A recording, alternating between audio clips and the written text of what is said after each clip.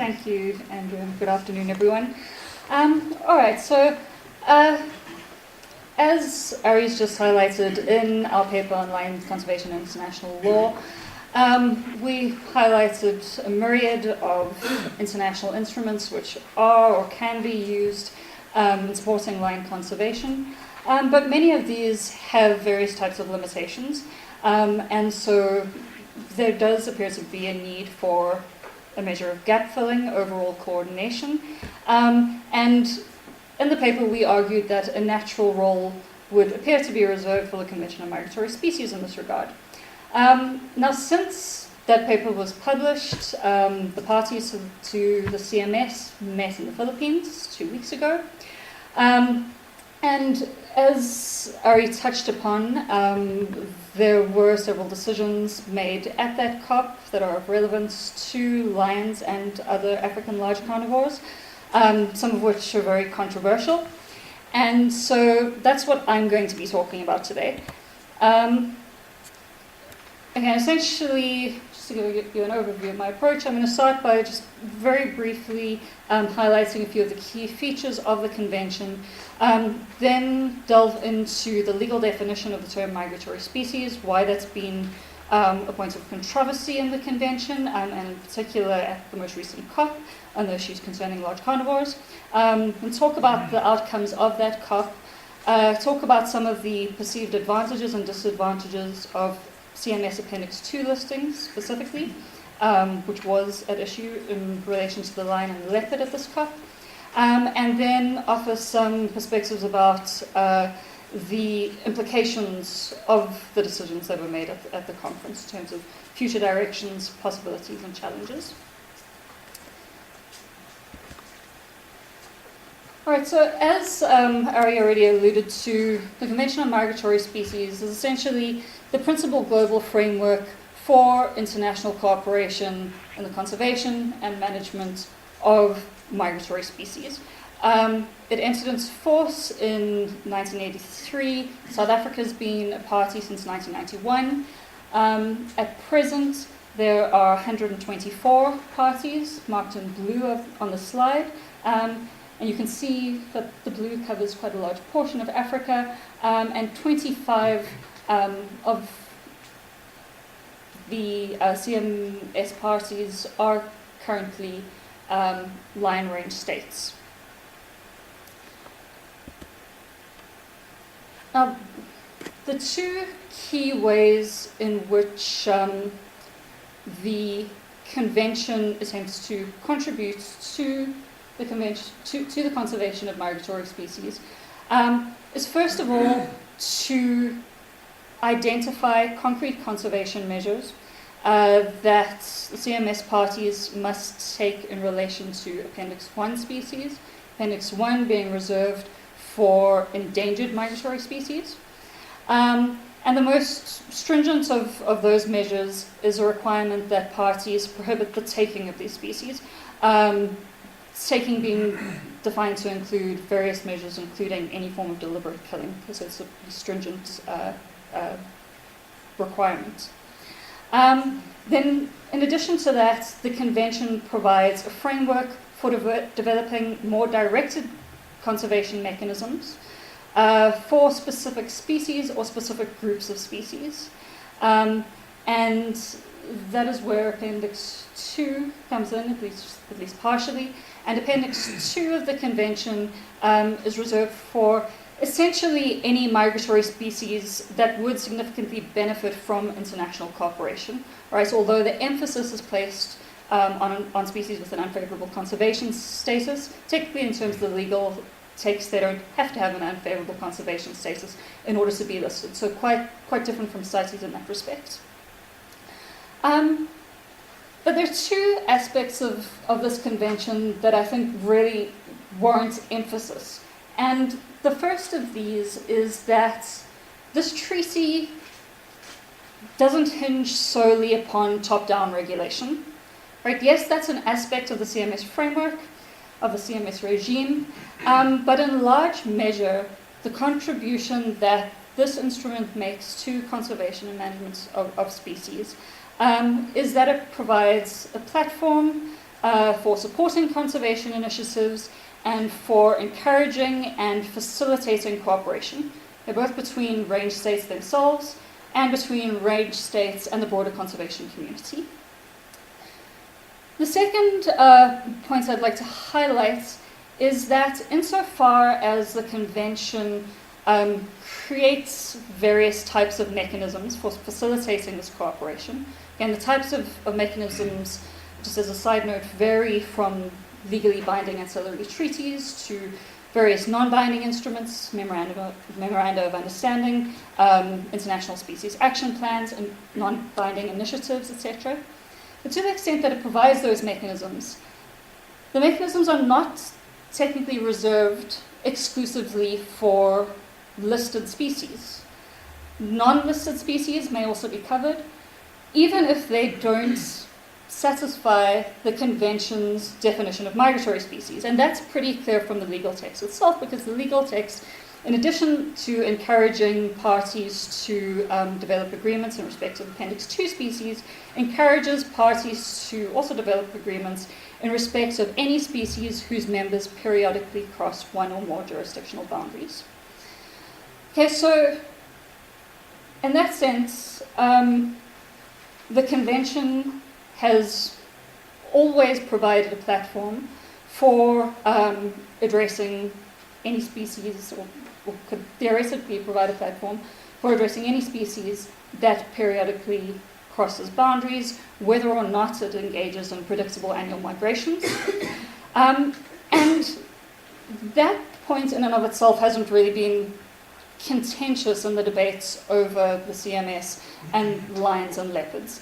And the debate has been about whether or not the appropriate strategy is to list these species as migratory under the convention, not about whether or not the convention provides or is an appropriate tool for supporting conservation initiatives.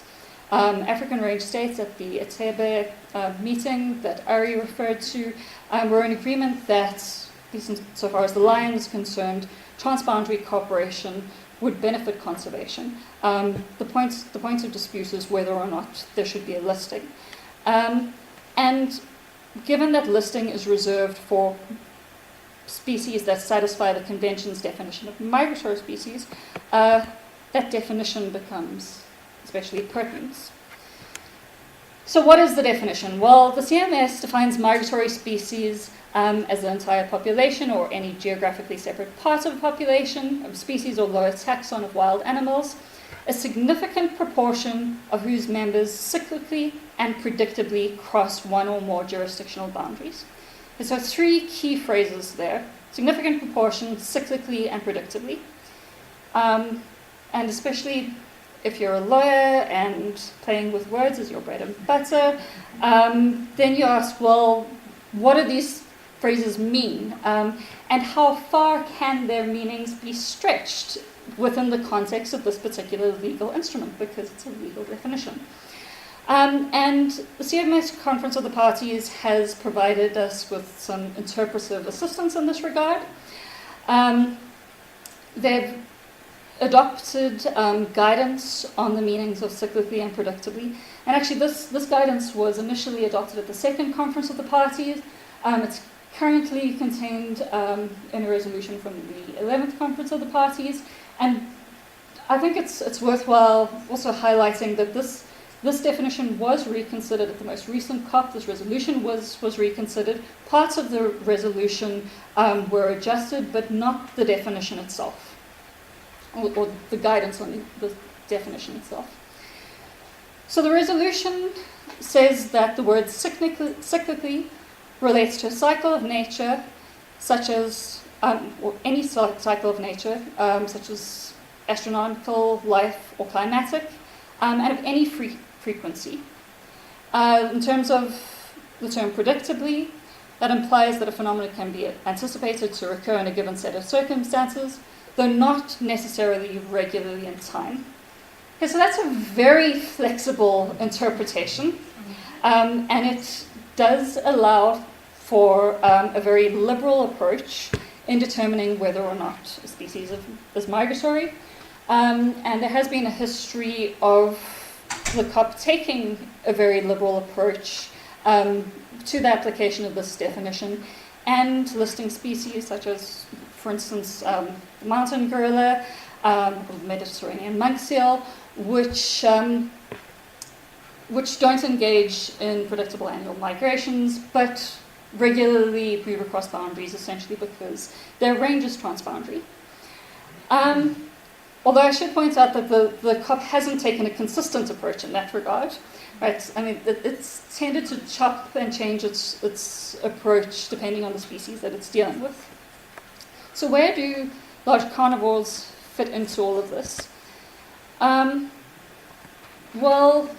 the cheetah and the African wild dog have been listed under the CMS since 2009.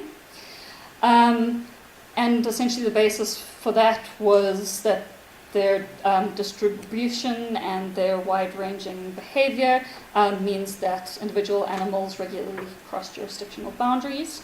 There's also a stress in the wild dog proposal that large areas are required for viable populations of the species to persist. Wild dog listed on Appendix 2, cheetah listed on Appendix 1, with 3 southern African populations excluded, and the reason that they were excluded was essentially because parties didn't want to interfere with the quota system that's allowed under CITES. 2 weeks ago, the proposal was made in Manila to list the lion and the leopard on CMS Appendix 2. And as I already mentioned, these proposals were successful, but they were strongly opposed by South Africa, Zimbabwe, Uganda, and Tanzania. And all 4 of those states raised the arguments that these species shouldn't be listed because they did not feel that the species satisfied the convention's definition of migratory. And at least insofar as the lion was concerned, those arguments came as a little bit of a surprise because at the previous conference of the parties, a resolution had been passed passed by consensus of all of the parties that were present at that meeting, which explicitly stated that the lion did satisfy the convention's definition of migratory species and invited range states parties to engage in consultations about this species and, depending on the outcome of those consultations, to work towards an Appendix 2 listing proposal.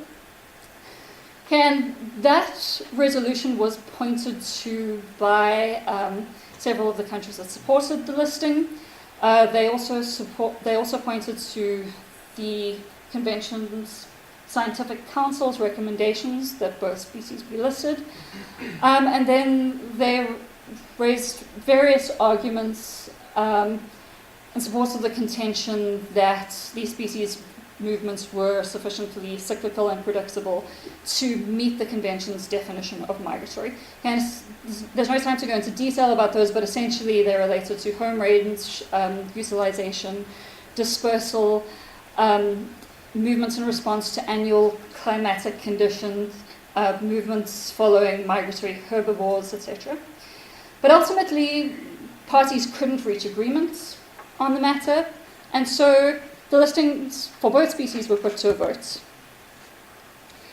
And that may not sound very significant. I'm sure at least a few of you, definitely Michelle, would have attended last year's CITES COP in Johannesburg. You would have witnessed firsthand just how confrontational these international fora can be. And certainly voting on listings proposals tends to be a common feature of CITES COPs, but the CMS really doesn't have a history of this. It has a reputation of being a far more collegial instrument. It's the friendly treaty. Parties do what they can to avoid blocking consensus. And in the more than 30 years that this convention has been in force, the lion proposal was the first time that the listing of a species had to be voted on in the history of the convention. Okay, so it was really a watershed moment in the convention's history. And what was especially surprising for me about that was that there'd been such such a standoff over these proposals, but the proposals were only for Appendix 2 listing, right? They weren't for Appendix 1 listing. So the question then arises, well, why all the fuss? Why was there such just a standoff over Appendix 2 listing? Firstly, why were some states prepared to really fight for the listing when, as I've already explained, it is possible for the CMS to be used as a platform to support the conservation even of non-listed species? And the answer to that is essentially that if a species is listed, then that arguably raises the profile of the species, increases the likelihood that it's going to receive attention, and also it gives a very clear mandate to the Convention Secretariat to actually dedicate time and resources to supporting conservation efforts in respect to the species. Then on the flip side, well, why resist an Appendix 2 listing if it doesn't really appear that anything is at stake, in the sense that no real conservation, concrete conservation obligations follow from this listing? And there are various factors that might influence a state's decision to take this approach. I certainly don't want to speculate about what South Africa's motivations were specifically, so I'll just confine myself to arguments relating to the legal implications.